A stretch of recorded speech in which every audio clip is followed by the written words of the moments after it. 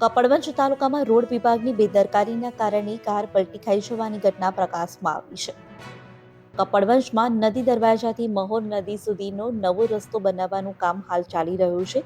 આ દરમિયાન રસ્તાની એક સાઈડ પર ખોદકામ કરવામાં આવ્યું છે, જ્યારે બીજી સાઈડ પર વાહન વ્યવહાર ચાલુ રાખવામાં આવ્યો છે.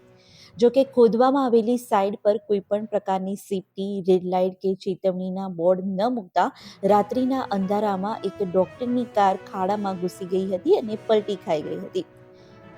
આ અકસ્માતમાં કારમાં સવાર ડોક્ટર દંપતીનો આબાદ બચાવ થયો છે, પરંતુ કારને ભારે નુકસાન થયું છે. આ બનાવના કારણે આ વિસ્તારમાં હડકંપ મચી ગયો છે અને સ્થાનિક લોકોએ રોડ વિભાગ સામે રોષ વ્યક્ત કર્યો છે. તેમજ વહેલી તકે રોડનું કામ પૂરું કરવા અને યોગ્ય સુરક્ષા વ્યવસ્થા ઊભી કરવાની માંગ પણ કરી છે. હું અહીંયા કપડવંજમાં ઓર્થોપેડિક સર્જન તરીકે પ્રેક્ટિસ કરું છું. અમદાવાદ ગયેલો હતો, કપડવંજ પાછો આવતો હતો ત્યારે નદી દરવાજા આગળ નવો રોડ બને છે, ત્યાં ગાડી બેરિકેડ કે પતરા મૂકેલા ન હોવાથી મારી ગાડી પલટી મારી ગઈ છે.